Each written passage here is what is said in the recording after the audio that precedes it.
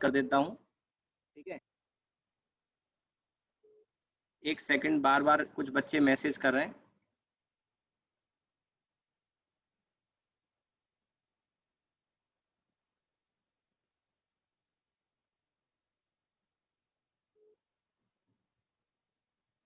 हाँ, तो जैसे इसमें क्वेश्चन नंबर 15 देख रहे हैं, ऐसा ही क्वेश्चन एक और है इसमें, क्वेश्चन नंबर 17। 15 और 17 जो क्वेश्चन है इसमें डीपीवी में, उसके जैसा ही हृदय तुमने जो आज क्वेश्चन पूछा था, वो क्वेश्चन 15 और 17 के जैसा है, बिल्कुल उसी कॉन्सेप्ट पर।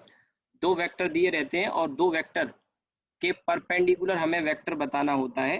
दो वेक्टर के परपेंडिकुलर वेक्टर बताना होता है, ठीक है। ठीक, यहाँ तक समझ में आ गया। तो अब ये मैं बताऊंगा, अभी पहले आपको क्रॉस प्रोडक्ट का आइडिया दे दूं, उसके बाद हम आगे कंटिन्यू करेंगे। तो चलिए पहले शुरू करते हैं, ये तो खैर प्रोजेक्टाइल की क्लास है इससे पहले वाली।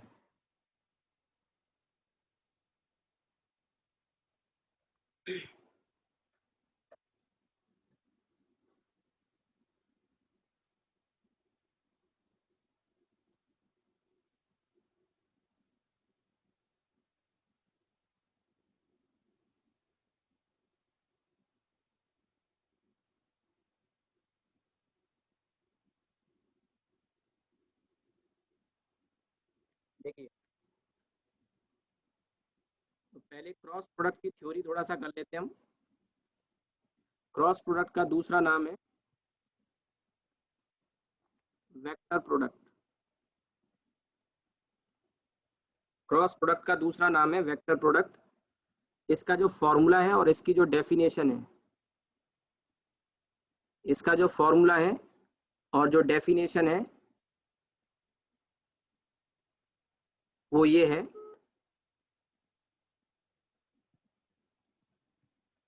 ए cross B is equal to A B sine theta. A cross B equals to A B sine theta. और इसके साथ में एक और टर्म आता है जिसे हम लिखते हैं n cap, a B sine theta n cap. इसमें ये जो ए बी साइन थीटा है, ये वाला ए बी साइन थीटा, ये वाला, ये आप देखो, जो डॉट प्रोडक्ट हमने लिखा था ना, dot product a b cos theta वाला, बिल्कुल वैसे ही है, ठीक है। बस इसमें साइन आ रहा है, उसमें क्या आ रहा था, कॉस आ रहा था। इसमें साइन आ रहा है, उसमें कॉस आ रहा था, एक बात तो ये, ठीक है। दूसरी चीज इसमें जो है, वो एक नई चीज आ गई कि इसमें एक वेक्टर आ गया एन कैप, जो कि एक यूनिट वेक्टर है, ध्यान रखना, एक यूनिट वेक्टर है एन कैप। ये unit vector actually an cap क्या है, एक नॉर्मल यूनिट वेक्टर होता है। नॉर्मल का मतलब है परपेंडिकुलर, किस किस के perpendicular, perpendicular to both A and b, perpendicular to both A and b, ठीक है। तो यहाँ पे समझो, सबसे पहले तो ये, इसको अगर हम नाम दें तो एक वेक्टर हम कह सकते हैं सी वेक्टर। लेट, मान लो सपोज इसको मैंने सी वेक्टर कह दिया, तो ये क्या है, ये मैग्नीट्यूड है सी वेक्टर का। ध्यान रखना, सी वेक्टर हमें कैसे मिला, ए क्रॉस बी से मिला, ए क्रॉस बी से हमें सी वेक्टर मिला। तो magnitude of C vector, magnitude of C vector, ये क्या है, ये डायरेक्शन बताता है सी वेक्टर का, या सी वेक्टर कह लो, या फिर और ए वेक्टर क्रॉस बी कह लो। ध्यान रखना, ए क्रॉस बी से हमको एक नया वेक्टर मिलता है, ए क्रॉस बी से एक नया वेक्टर मिलता है हमको, और वो नया वेक्टर को मैंने एक नाम दे दिया, ऐसे टेम्परेरी नाम दे दिया सी वेक्टर। तो हमको ए क्रॉस बी से जो हमें वेक्टर मिला सी, उसका ये मैग्नीट्यूड है क्या, ए बी साइन थीटा। और इतना आप जानते होंगे कि थीटा क्या है, ए और बी के बीच में एंगल है, ए और बी के बीच में एंगल है। जैसे अगर आप यहाँ पे लिखें, तो जैसे ये आपका ए वेक्टर है सपोज, ये आपका बी वेक्टर है, और थीटा इन दोनों के बीच में एंगल है। तो एन कैप क्या बताता है, एन कैप बताता है डायरेक्शन, किसका, डायरेक्शन ऑफ सी वेक्टर, या फिर आप कह लो ए क्रॉस बी। लेकिन सवाल यह है कि डायरेक्शन अगर बता रहा है क्योंकि यूनिट वेक्टर का काम क्या है, डायरेक्शन बताने का। तो एन का मतलब यहाँ पे क्या है, ये नॉर्मल यूनिट वेक्टर है, इट्स नॉर्मल यूनिट वेक्टर। अब यूनिट वेक्टर तक तो चलो बात ठीक है कि नॉर्मल यूनिट वेक्टर है, डायरेक्शन बताता है, लेकिन नॉर्मल का मतलब क्या है, नॉर्मल मतलब होता है परपेंडिकुलर। पीछे मैंने आपको टाइप्स बताए थे वेक्टर के, पीछे वेक्टर के टाइप्स बताए थे, तो वहां लिखाया था। अब जिन लोगों का थोड़ा छूट गया तो मैंने उनको नोट्स अवेलेबल करा दिए थे, तो आपने नोट्स में भी पढ़ लिया होगा, ठीक है। तो इट्स नॉर्मल यूनिट वेक्टर, और नॉर्मल यूनिट वेक्टर में मतलब है कि ये परपेंडिकुलर है किस किस के, ए और बी दोनों के। ध्यान से सुनो मेरी बात, ए और बी दोनों के। It's normal unit vector and it's perpendicular. Normal का मतलब है perpendicular, it's perpendicular to both A vector and B vector. ये हमें सी का डायरेक्शन दे रहा है, ये हमें सी का डायरेक्शन दे रहा है, और ये परपेंडिकुलर है किसके, ए और बी दोनों के, ए और बी दोनों के। और इसका डायरेक्शन हम राइट हैंड थंब रूल से निकाल सकते हैं, किससे, राइट हैंड थंब रूल से। अब राइट हैंड थंब रूल मुझे लगता है आप सब जानते होंगे, टारगेट बैच के सभी स्टूडेंट हैं, राइट हैंड थंब रूल सबको आता होगा। नहीं आता है मैं समझाऊंगा, और एक मैं वीडियो भी शेयर कर दूंगा। अभी मैंने आप लोगों के पर्पज से एक चैनल बनाया था अपना ही, और वो ऐसे ही बनाया आप लोगों के लिए, स्टूडेंट्स के लिए। कोई ये नहीं कि मुझे कोई यूट्यूब में कोई पॉपुलरिटी हासिल करनी हो। तो उसमें एक वीडियो लिंक दे दूंगा, आप चाहो तो उसको देख लेना। अभी मैं आपको क्लास के बाद एक ग्रुप में शेयर कर दूंगा, आप देख लेना, उससे और ज़्यादा अच्छा समझ में आ जाएगा। अभी भी मैं आपको यहाँ पे समझाऊंगा, ठीक है।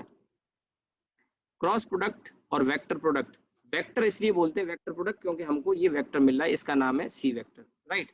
और it is perpendicular to both A and B, theta इन दोनों के बीच में एंगल है। तो अब जो डायरेक्शन है वो डायरेक्शन कैसे निकालते हैं, राइट हैंड थंब रूल से निकालते हैं, ठीक है। तो यहाँ मैं बताता हूँ थोड़ा सा उसके बारे में भी। डायरेक्शन ऑफ सी वेक्टर और ए वेक्टर क्रॉस बी, ध्यान रखना ए वेक्टर क्रॉस बी का ही दूसरा नाम मैंने एक दे दिया है सी वेक्टर, इतना लंबा ना बोल के। तो डायरेक्शन ऑफ सी वेक्टर और A cross B is perpendicular to both A vector and B vector, and it is given by right hand thumb rule, right hand thumb rule। अब ये right hand thumb rule क्या है, ये थोड़ा सा समझने की जरूरत है। वैसे उम्मीद है सबको पता होगा, पर मैं थोड़ा सा बताता हूँ, ये आप नोट करते जाइए अगर आपको जरूरी लग रहा हो तो, ठीक है। अब देखिए इसके लिए हम सबसे पहले क्या करेंगे, एक प्लेन बना लेते हैं। ऐसे प्लेन को समझाने के लिए मैंने एक डिस्क टाइप का ले लिया, डिस्क से एक अंदाजा हो जाएगा। डिस्क होगा जरूरी नहीं है, आप कुछ और भी ले सकते हो। तो इसमें ये आपका ए वेक्टर है, ये आपका बी वेक्टर है, ठीक है। और ए और बी दोनों के परपेंडिकुलर, ए और बी दोनों के परपेंडिकुलर। तो इसके लिए राइट हैंड थंब रूल जब हम लगाएंगे तो ध्यान रखना, अगर ए क्रॉस बी है तो ए से बी के डायरेक्शन में राइट हैंड की उंगलियों को घुमाएंगे, तो हमारा जो अंगूठा होता है, थंब जो होता है, वो हमें ए क्रॉस बी का डायरेक्शन देता है, यानी किसका डायरेक्शन देता है, सी का। मैं क्या बोल रहा हूँ इसको थोड़ा फिगर से समझेंगे। हम क्या करेंगे, राइट हैंड की उंगलियों को, आप चाहें तो मैं जो बोल रहा हूँ मेरे साथ उसको इनेक्ट कर सकते हैं, कोशिश कर सकते हैं समझने के लिए कि राइट हैंड ये है हमारा। मैं थोड़ा फिगर बना रहा हूँ, और राइट हैंड की फिंगर्स को, ठीक है, ये हमारा अंगूठा हो गया, ये फिंगर्स हो गई। राइट हैंड की उंगलियों को, राइट हैंड की उंगलियों को ए से बी के डायरेक्शन में घुमाएंगे, ए से बी के डायरेक्शन में। आप इस फिगर से थोड़ा सा समझ पाए शायद। मैं आपको अभी क्लास के बाद वीडियो लिंक दूंगा, वीडियो लिंक भी दूंगा, और वो वीडियो लिंक से भी आप एक बार देख सकते हैं, ठीक है। उसमें और भी दो चार वीडियो मिलेंगे, जैसे स्मॉल एंगुलर डिस्प्लेसमेंट और लार्ज एंगुलर डिस्प्लेसमेंट में small angular displacement vector quantity है, और large angular displacement scalar quantity है। हालांकि अभी मैंने लार्ज वाला बनाया है, स्मॉल वाला नहीं बना पाया, स्मॉल एंगुलर डिस्प्लेसमेंट वाला आजकल मैं बना के मैं पोस्ट कर दूंगा, वो भी आप चाहें तो देख सकते हैं। ये मिल जाएगा, मैं आपको लिंक शेयर कर दूंगा, आप देख लेना, शायद वीडियो से ज़्यादा अच्छा समझ में आएगा। अब ये राइट हैंड थंब रूल में क्या करेंगे, ए से बी के डायरेक्शन में जब उंगलियां आप घुमाएंगे, राइट हैंड की ध्यान रखना, राइट हैंड ए से बी के डायरेक्शन में, तो हमारा जो अंगूठा है वो ऊपर की तरफ पॉइंट कर रहा होगा, आप करके देखेंगे तो ये डायरेक्शन आ जाएगा ए क्रॉस बी का, या किसका, सी का। और इसे आप चाहो तो ये भी कह सकते हैं कि यही डायरेक्शन किसका है, एन कैप का, नॉर्मल यूनिट वेक्टर। तो ये जो है इस प्लेन के, जिस प्लेन में ए और बी है उस प्लेन के क्या है, ये परपेंडिकुलर है। ध्यान रहे, ए और बी जिस प्लेन में लाई कर रहे हैं, इस वाले प्लेन में लाई कर रहे हैं, तो ए और बी जिस प्लेन में लाई कर रहे हैं, ये वाला प्लेन, ठीक है, दिस प्लेन, आपको मेरी बात समझ में आई हो, तो इस वाले प्लेन में जिसमें ए और बी लाई कर रहे हैं, उसी प्लेन में, उस प्लेन के परपेंडिकुलर आपका ए क्रॉस बी आएगा। नाउ देखिए, ये जो हमने बनाया, अगर मान लो बी क्रॉस ए निकालते, अगर हम बी क्रॉस ए निकालते, तो बी क्रॉस ए के लिए क्या करना होगा, आपको बी से ए के डायरेक्शन में राइट हैंड की उंगलियों को घुमाना पड़ेगा। बी से ए के डायरेक्शन में जब राइट हैंड की उंगलियां घुमाओगे तो फिगर कुछ इस तरह का बनेगा। ध्यान दीजिएगा, मैं कोशिश कर रहा हूँ, आर्ट तो बहुत अच्छी नहीं है बट जो भी समझा सकता हूँ मैं कोशिश कर रहा हूँ।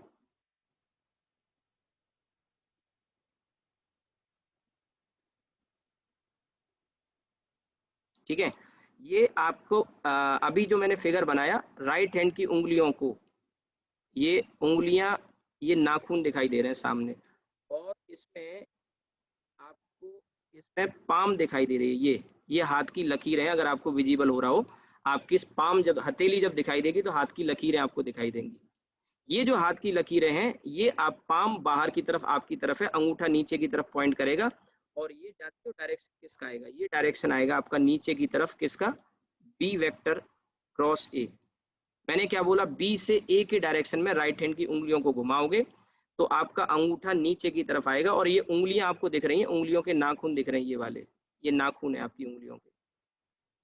और ऊपर वाले डायग्राम में आपको नाखून नहीं दिख रहे, केवल ये अंगूठे का एक नाखून, एक उंगली का, क्योंकि उंगली चली गई पीछे की तरफ, पीछे की साइड में दब गई, इसमें सामने दिखेगा, और ये मैंने बताया कि ये आपको हाथ की लकीरें दिखाई दे रही है। तो ये जो डायरेक्शन आएगा नीचे की तरफ, ये डायरेक्शन किसका आ जाएगा, बी वेक्टर क्रॉस ए। अगर आप ध्यान से देखेंगे तो बी वेक्टर क्रॉस ए का जो डायरेक्शन है वो सी वेक्टर के अपोजिट है, और आप जब वैल्यू कैलकुलेट करोगे तो देखो, एंगल तो अभी भी still the angle is theta. So आप बी क्रॉस ए की वैल्यू यानी मैग्नीट्यूड अगर निकालोगे तो मैग्नीट्यूड तो वही आएगा। आप मेरी बात को समझो, ए वेक्टर क्रॉस बी का जो मॉड है यानी मैग्नीट्यूड, वो कितना आएगा, ए बी साइन थीटा। जरा सा भी डाउट लगे पूछ लेना। और इसी तरह से बी वेक्टर क्रॉस ए का जब मॉड निकालेंगे यानी मैग्नीट्यूड निकालेंगे, that will also be same. आप लिखोगे बी ए साइन थीटा, तो उससे कोई फर्क पड़ जाएगा क्या, ए और बी को मल्टीप्लाई करना है और बी और ए को मल्टीप्लाई करना है, थीटा तो वही रहना है। बी से ए का एंगल लो या ए से बी का एंगल लो, दोनों सिचुएशन में एंगल सेम ही आएगा, तो ये वैल्यू सेम आएगी। तो यहाँ समझने की बात यह है कि A vector cross B is equal to B vector cross A, ठीक है, and this value is equal to A B sine theta, this vector is equal to A B sine theta. I think मेरी बात समझ में आई हो शायद आपको, ठीक है। अब इसके बाद देखिए आगे फर्दर, तो A cross B equal to B cross A equal to A B sine theta, same value I, value same है लेकिन डायरेक्शन अपोजिट है, तो आप चाहो तो इसको माइनस सी वेक्टर लिख सकते हो, minus c vector, B vector cross a equals to minus c vector, यानी कि डायरेक्शन ठीक अपोजिट है। और आप इसके डायरेक्शन में माइनस एन कैप भी कह सकते हैं, एन कैप ऊपर था तो माइनस एन कैप किधर आएगा, नीचे की तरफ, माइनस का एन कैप, ये आपका नॉर्मल यूनिट वेक्टर आ गया, ठीक है। राइट हैंड थंब रूल मैं अभी एक वीडियो प्रोवाइड कर दूंगा, आप एक बार उसको और देखिएगा, आपको वैसे आता होगा मुझे उम्मीद है, ठीक है, क्योंकि ये टारगेट में सब बच्चा वेक्टर तो सब पढ़ के ही आता है, बस एक थोड़ा रिवीजन सा है, कुछ चीजें मैंने बीच में आपको पॉलीगॉन लॉ में कुछ अच्छी बातें बताई थी जो नॉर्मली बुक्स में नहीं मिलती, तो ये आप समझ सकते हैं कि ये जो डिस्क जैसी मैंने बनाई, इस डिस्क के प्लेन में ए और बी वेक्टर अगर लाई करेंगे तो A cross B and B cross A दोनों परपेंडिकुलर होंगे इस प्लेन के, जिस प्लेन में ए और बी है, यानी आपको समझना यहाँ पे ये है कि परपेंडिकुलर आएंगे, दोनों के डायरेक्शन अपोजिट होंगे। अब यहाँ पे इसकी कुछ प्रॉपर्टी हम निकाल सकते हैं या इसकी प्रॉपर्टी को देख सकते हैं। जैसे अभी यहाँ मैंने लिखा तो ये एक्चुअली इसकी प्रॉपर्टी आ गई। तो पहली प्रॉपर्टी यही है कि mod A cross B is equal to mod B cross A. Second property ये है कि A vector cross B is not equal to B vector cross A. क्यों? क्योंकि डायरेक्शन डिफरेंट है, मैग्नीट्यूड बराबर है लेकिन डायरेक्शन डिफरेंट है।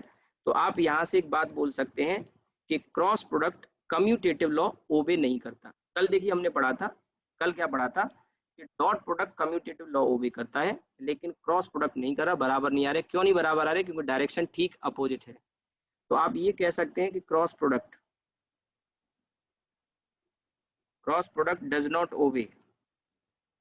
Does not obey commutative law.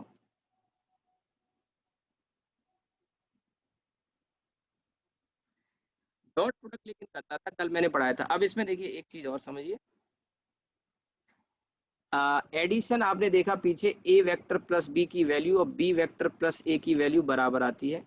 Addition commutative law को ओबे करता है लेकिन सब्ट्रैक्शन नहीं करता। ए माइनस बी माइनस ए के बराबर नहीं आएगा। सो एडिशन ओबे करता है, सब्ट्रैक्शन नहीं करता है। इसी तरह से डॉट प्रोडक्ट कम्यूटेटिव लॉ को ओबे करता है, कल बताया था। लेकिन अभी आपने देखा क्रॉस प्रोडक्ट ओबे नहीं कर रहा। क्यों नहीं कर रहा? क्योंकि डायरेक्शन डिफरेंट आएंगे।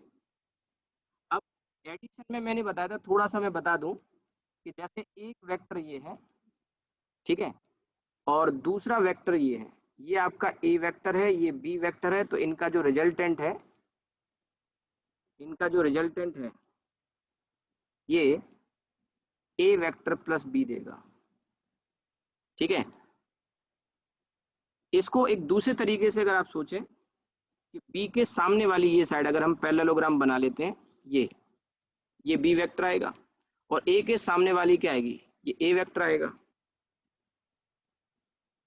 तो अगर आप इधर से ऐड करोगे तो बी प्लस ए, तो ये वाली साइड हमको जो मिलेगी, यानी जो डायगोनल हमें मिलेगा, ये तो आया आपका यहाँ पे ए वेक्टर प्लस बी, और दूसरी इधर से जब ऐड किया, किधर से? यहाँ से ऐसे ऐड किया तो ये मिला।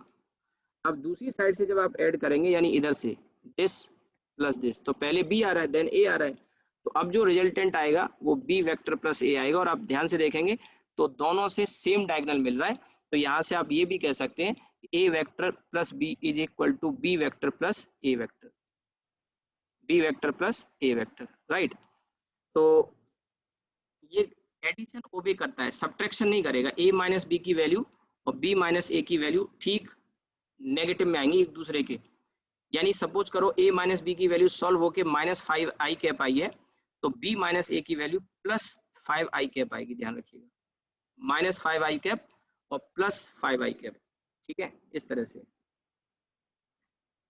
तो ये क्रॉस प्रोडक्ट को लेके हो गया। ये आपको मेरे ख्याल से फिगर की तो शायद जरूरत नहीं होगी, मैं छोटा कर देता हूँ अगर आपको नोट करना हो तो, या स्क्रीनशॉट ले लिया करो। ये प्रॉपर्टी हो गई। इसके बाद हमने ये जाना, यहाँ पे तीसरी प्रॉपर्टी आएगी। हमने ये देखा कि ए वेक्टर क्रॉस बी और बी वेक्टर क्रॉस ए में एक मेन डिफरेंस क्या था कि इनके डायरेक्शन अपोजिट थे, बाकी वैल्यू बराबर थी, मैग्नीट्यूड बराबर थे। तो अगर हमको इनको बराबर करना है तो इसमें माइनस लगाया जा सकता है। A vector cross B is equal to minus B vector cross A. A vector cross B is equal to minus B vector cross A. Minus लगाने से क्या होता है पता है? डायरेक्शन रिवर्स हो जाता है। यानी बी वेक्टर क्रॉस ए नीचे की तरफ है। ऊपर वाला फिगर देखो, ये जो डिस्क वाला मैंने फिगर बनाया, इसमें बी वेक्टर क्रॉस ए का डायरेक्शन नीचे की तरफ है। अगर आप इसमें माइनस लगा देंगे तो इसका डायरेक्शन ऊपर की तरफ हो जाएगा। यानी कि डायरेक्शन सेम हो गया और मैग्नीट्यूड पहले से बराबर था। तो A vector cross B is equal to minus B cross A, ये लिखा जा सकता है। इसके बाद एक चौथी प्रॉपर्टी और है, फोर्थ वाली। वो प्रॉपर्टी ये है कि ए वेक्टर का अगर बी वेक्टर प्लस सी के साथ मैं थोड़ा बड़ा कर देता हूं इसको। ए वेक्टर क्रॉस बी का बी प्लस सी के साथ अगर हम क्रॉस प्रोडक्ट यानी ए का ले रहे हैं तो ये दोनों के साथ अलग अलग किया जा सकता है। इसको हम कहते हैं distributive law, a vector cross c, and this is what, this is called distributive law. यानी कि ये जो क्रॉस प्रोडक्ट है वो डिस्ट्रीब्यूटिव लॉ ओबे करता है। आप ये बात लिख सकते हैं, cross product obeys distributive law, cross product obeys distributive law. ठीक है,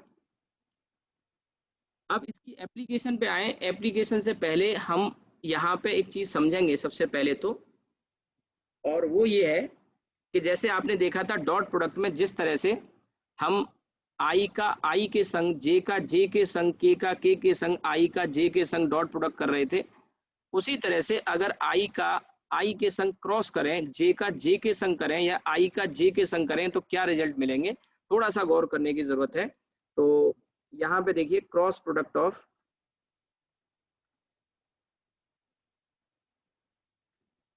unit vectors I cap, J cap and के कैप। देखिए पीछे थोड़ा सा रिमाइंड करा दूं मैं आपको, पीछे मैंने आपको बताया था कि सिमिलर वालों का 1 आता था डॉट प्रोडक्ट में, कल ही बताया था, कल या परसों। सिमिलर वालों का 1 आता था और डिससिमिलर वालों का 0 आता था। ध्यान रहे डॉट प्रोडक्ट, क्रॉस प्रोडक्ट में उल्टा होगा, सिमिलर वालों का 0 आएगा और डिससिमिलर वालों का 1 मैग्नीट्यूड में आएगा, लेकिन वेक्टर मिलता है इसलिए एक तीसरा वेक्टर मिलेगा। थोड़ा सा समझ लेते हैं इस चीज को भी, आगे काम आ जाएगा ये। तो अब इसमें जैसे आई का आई के संग करें, जे का जे के संग करें और के का के संग करें तो रिजल्ट क्या आएगा, 0। मैंने बताया ना अभी, आप इसको डायरेक्ट याद रख सकते हैं पर कैसे आएगा। तो देखो अभी हमने ए क्रॉस बी पढ़ा तो ए बी साइन थीटा था, तो ए यानी आई 1, बी यानी आई 1 और इन दोनों के बीच में एंगल की साइन वैल्यू एंगल 0 होगा, तो ये आपका आंसर 0 आ जाएगा और 0 कैप लिखना चाहिए, या हमें 0 वेक्टर या नल वेक्टर मिला ऐसा कह सकते हैं। ऐसे ही जे के लिए 1 इंटू 1 और एंगल 0 होगा, दोनों सेम वेक्टर हैं इसलिए साइन 0 की वैल्यू 0 होती है, 0 हो जाएगा। ऐसे ही 1 इंटू 1 और आपका साइन 0, ये भी आपका 0 कैप हो जाएगा। 3 वैल्यू 0 हो गई। पिछले में डॉट में 3 जो सिमिलर वाले थे 1 मिला था, यहाँ 0 मिलेगा। यहाँ पर जब आई का आप जे के संग और जे का आई के संग करेंगे, फिर जे का के संग और के का जे के संग करेंगे और फिर के का आई के संग और आई का के संग करेंगे। रटना नहीं है, ध्यान रखना, रटना नहीं है, मैं आपको बहुत ही आसान तरीका बता दूंगा, वैसे आपको आता होगा, ये कोई हाई फाई चीजें अभी नहीं चल रही, आगे आएंगी हाई फाई चीजें थोड़ा सा। अब देखिए आई क्रॉस जे जब आप करेंगे तो 1 इंटू दोनों परपेंडिकुलर हैं इसलिए एंगल कितना हो जाएगा 90। आई और जे तो जानते हो एक्स एक्सिस वाई एक्सिस के अलोंग यूनिट वेक्टर, और x axis y axis perpendicular होते हैं तो आई और जे भी परपेंडिकुलर होंगे साइन 90। लेकिन ये तो केवल मैग्नीट्यूड आया, मैग्नीट्यूड के बाद एक यूनिट वेक्टर भी आएगा जो इन दोनों के परपेंडिकुलर होगा। सिंपल सी बात आप समझो कि आई जे के परपेंडिकुलर यानी एक्स और वाई के परपेंडिकुलर जेड एक्सिस होती है, तो यहाँ या तो के कैप आएगा या माइनस के कैप आएगा, क्योंकि नीचे भी जे क्रॉस आई है तो ये 1 इंटू साइन 90 तो आएगा और इसके परपेंडिकुलर भी के कैप टाइप का ही आएगा। पर सवाल ये है कि एक में प्लस आएगा एक में माइनस आएगा, क्यों? अभी थोड़ी देर पहले हमने देखा कि ए क्रॉस बी, ऐसे सोचो, देखो ए क्रॉस बी और ये है बी क्रॉस ए, इनके डायरेक्शन एंटी पैरेलल थे, अपोजिट थे, यानी एक में अगर प्लस आएगा तो दूसरे में माइनस आएगा के साथ। अब वो कैसे डिसाइड होगा, तो इसका एक सिंपल सा तरीका होता है और उस तरीके को कहते हैं सरकम लोकेटरी रूल। क्या बोलते हैं? सरकम लोकेटरी रूल कहते हैं इसको। अब सरकम लोकेटरी रूल क्या होता है कि इनमें आई जे के को एक सीक्वेंस में लिख लिया करो, जैसे ए बी सी डी में सीक्वेंस में आती है तो आई के बाद जे आता है, जे के बाद के आता है, हालांकि के बाद आई नहीं आता, बस सर्किल में लिखेंगे तो आप इसको इसी तरह से सोचेंगे कि आई के बाद जे के बाद के बाद आई। अगर ये ऑर्डर ये सीक्वेंस फॉलो हो रहा है तो प्लस आएगा, अगर इसके रिवर्स में हम जा रहे हैं, इस सीक्वेंस के रिवर्स में जा रहे हैं तो माइनस आएगा। जैसे आई क्रॉस जे लिखा है, सुनो मेरी बात को, आई क्रॉस जे लिखा है तो आई से जे के डायरेक्शन में जा रहे हैं तो प्लस आएगा, यानी कि यहाँ पे के साथ प्लस लेंगे। जे क्रॉस आई में हम उल्टे जा रहे हैं, जे क्रॉस आई में अपोजिट में जा रहे हैं, तो क्या आ जाएगा, माइनस आ जाएगा, नेगेटिव आ जाएगा, तो यहाँ पे माइनस का के आ जाएगा। तो आपका फाइनल आंसर यहाँ से 1 साइन 91 होता है, तो ये प्लस का के कैप आ जाएगा और ये माइनस का के कैप आ जाएगा। ठीक है, जे क्रॉस के में आप क्या लिखेंगे, जे आपका 1 है, के आपका 1 है और साइन 90 क्योंकि परपेंडिकुलर है। और मैंने अभी आपको क्या बताया कि जे और के परपेंडिकुलर तीसरा वाला आएगा यानी आई आएगा। अब सवाल ये है कि आई प्लस का आएगा कि माइनस का आएगा। ऐसे यहाँ के क्रॉस जे करेंगे तो तीसरा वाला आएगा, तीसरा यानी के और जे के अलावा क्या बचता है, आई बचता है। तो सवाल ये है कि आई प्लस का आएगा कि माइनस का आएगा, तो रूल फॉलो करो, जे से के की तरफ जा रहे हैं तो पॉजिटिव होगा और के से जे की तरफ जा रहे हैं, उल्टा जा रहे हैं तो नेगेटिव होगा। सीक्वेंस है आई के बाद जे के बाद के, तो यहाँ पे प्लस आ जाएगा, यहाँ माइनस आ जाएगा, तो ये आपका प्लस का आई और ये माइनस का आई। इसी तरह से के क्रॉस आई जब आप करेंगे तो 1 × साइन 90 और ये आपका प्लस का जे आ जाएगा। अब मैं डायरेक्ट लिख रहा हूँ तीसरा वाला, क्यों, के और आई के अलावा तीसरा क्या बचता है, जे बचता है। हमेशा ध्यान रखो सिमिलर वालों का क्रॉस प्रोडक्ट 0, डिसिमिलर वालों का तीसरा मिलेगा, यानी के और आई है तो जे आएगा। सवाल यह है कि जे प्लस का होगा कि माइनस का, तो आप सीक्वेंस देखेंगे के से आई का सीक्वेंस पॉजिटिव है इसी सीक्वेंस में, तो ये प्लस का जे लिखा और इस वाले में क्या आ जाएगा, माइनस का जे। वैसे आपको आगे मैं जो बताने जा रहा हूं उसमें ये सब करने की जरूरत नॉर्मली नहीं होती है, लेकिन फिर भी कभी कभी नॉर्मली नहीं होती है, लेकिन जरूरत पड़ जाए तो आना चाहिए। मैंने अभी आपको क्या बताया, मैंने आपको ये बताया कि सिमिलर वालों का 0 होता है, डिसिमिलर वालों का तीसरा वाला आता है। आई और जे आ गए तो बेझिझक आप के लिखेंगे। बस एक चीज डिसाइड कर लो कि आई के बाद जे आता है, ABCD बोलते हैं, आई जे के आता है ना। हाँ, इसमें सर्कमलोक्यूटरी में आप ये ध्यान रख सकते हैं कि आई के बाद जे के बाद के बाद आई आएगा, के बाद आई आएगा। ठीक है, तो यहाँ पे माइनस का के आ जाएगा अगर अपोजिट सीक्वेंस है और प्लस का के आएगा सेम सीक्वेंस है तो। बस ये है और ये आपको मिल जाते हैं रिजल्ट। अब इनका कैसे हम दो वेक्टर का क्रॉस प्रोडक्ट निकालते हैं, इसके दो तरीके हैं, एक लेंदी वाला है और एक शॉर्ट वाला है। शॉर्ट वाला जो तरीका है वो हमेशा बेस्ट है, गलती के चांसेस नहीं होते, और वो है डिटरमिनेंट मेथड। हम वही मेथड समझेंगे क्योंकि आपको भी केवल उसी से करना है, लॉन्ग वाले मेथड से नहीं करना, क्योंकि लेंदी तो होगा, टाइम कंज्यूमिंग होगा और गलती के पूरे चांसेस होते हैं।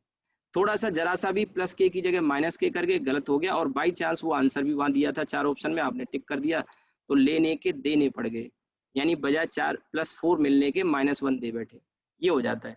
तो मैं आपको जो बेस्ट रूल है वही बताऊंगा, दूसरा बता ही नहीं रहा हूँ, बेवजह कंफ्यूजन हो, वो मेथड सीखो ही मत, क्योंकि जो मैं बताने जा रहा हूँ वही बेस्ट है, कम टाइम लगेगा, जल्दी आपका आंसर आएगा, गलती के चांस मिनिमम होंगे। ठीक है, उसके बाद प्रॉपर्टी तो हमने लिख ली, उसके बाद इसकी एप्लीकेशन देखेंगे, कैसे हम क्रॉस प्रोडक्ट को यूज करते हैं, डिफरेंट सिचुएशन में क्वेश्चन आएंगे उनसे कैसे निकालते हैं वो मैं बताऊंगा, और फिजिक्स में इसके क्या यूज है। ठीक है, क्रॉस प्रोडक्ट पढ़ते हैं तो जैसे टॉर्क का फॉर्मूला आपने पढ़ा होगा, R×F होता है। अच्छा, टॉर्क का R×F तो मैकेनिक्स में होता है, 12th में जब आप डाइपोल को इलेक्ट्रिक फील्ड में रखते हैं तो वहां आपने फॉर्मूला पढ़ा होगा P×E, P dipole movement, E electric field. ऐसे बहुत सारे आते हैं, वेलोसिटी का ω×R होता है, ऐसी टेंजेंशियल एक्सेलरेशन का α×R होता है, वो सब मैं लिखा दूंगा, अभी आप ये पहले समझो डिटरमिनेंट मेथड, ये नोट कर लो। अगर नोट नहीं कर पाते हैं, आपको अगर लिखने की स्पीड कम है, वैसे मैं सफिशिएंट टाइम देता हूँ, मेरे साथ सुनते सुनते लिख सकते हैं, नहीं कर पाते हैं आप स्क्रीनशॉट ले लिया करो, बेस्ट है। मोबाइल पर, लैपटॉप पर आप स्क्रीनशॉट ले सकते हैं, कोई दिक्कत नहीं है, आप उसको सेव कर लो, बाद में अपना नोट कर लो कॉपी में। ठीक है, अभी हमारी क्लास का टाइम 7:30 से 8:30 है, ध्यान रखना, और ये जो सेशन चल रहा है ये अभी थोड़ी देर में 5.5 मिनट में एंड हो जाएगा, ये वाला सेशन अभी एंड हो जाएगा। तो तुरंत आप उसी लिंक पे, जो नए बच्चे इसमें आए हैं उनको मैं बता दूं, उसी लिंक पे क्लिक करके ज्वाइन करना है। डेली क्लास का टाइम 7:30 से 8:30 होगा। पहला सेशन 40 मिनट का होता है, ऑटो अपने आप बंद हो जाता है 40 मिनट के बाद, आपको अगली 20 मिनट और कंटिन्यू करनी होती है क्लास, तो उसी लिंक पे क्लिक करके फिर से ज्वाइन करना होता है। ठीक है, तो चलिए हम आगे बढ़ते हैं।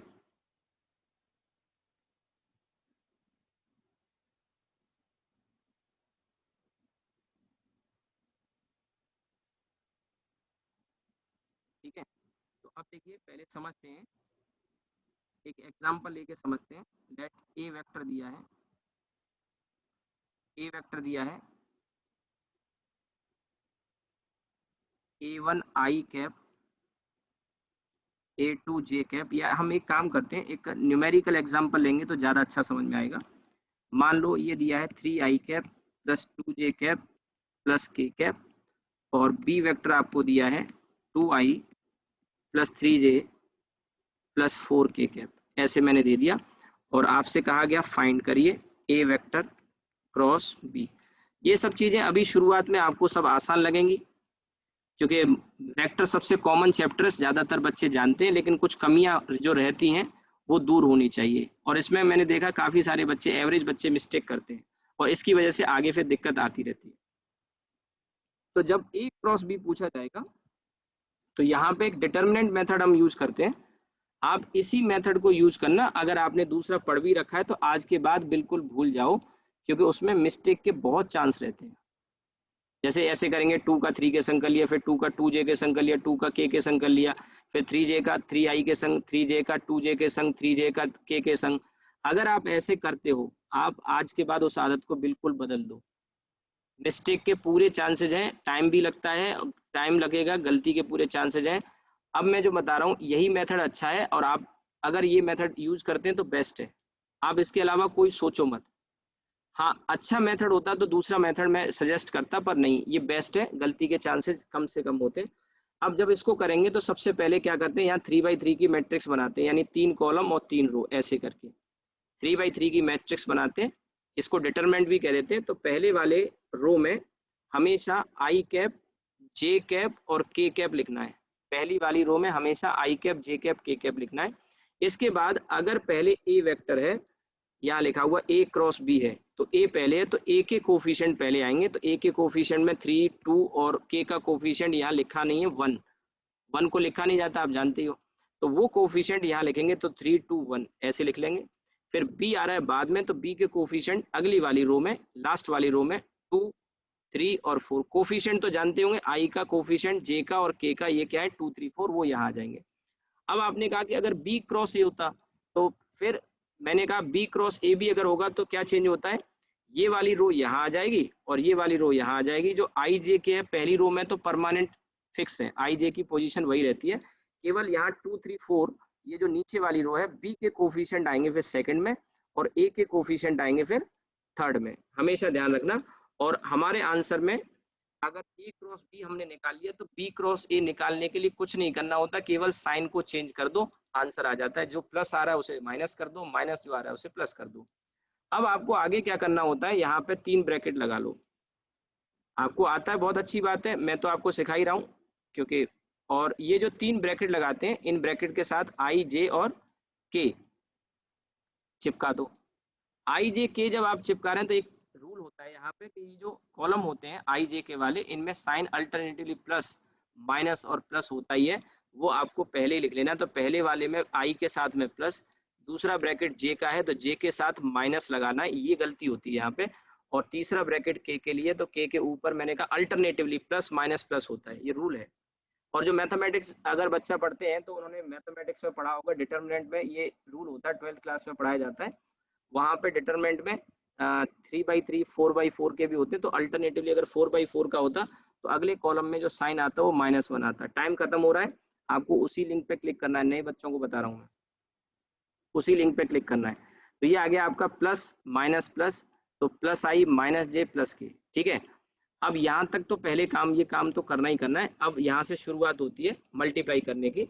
तो आई का जब हम करेंगे तो आई का कॉलम हटा देते हैं और आई की रो हटा देते हैं। जब आई के ब्रैकेट की वैल्यू निकालते हैं तो आई का कॉलम और आई की रो हटा देंगे, ठीक है। जब आई का कॉलम और आई की रो हम हटा देंगे तो जो बचे हमारे पास 4 बचे, ये ठीक है।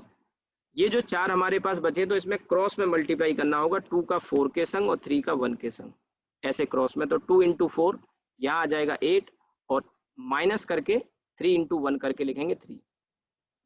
सेम यही प्रोसेस बाकी के लिए भी करेंगे। जब जे का नंबर आएगा तो जे का कॉलम और जे की रो को हटा देंगे। मैं एक बार इसको गायब कर देता हूँ।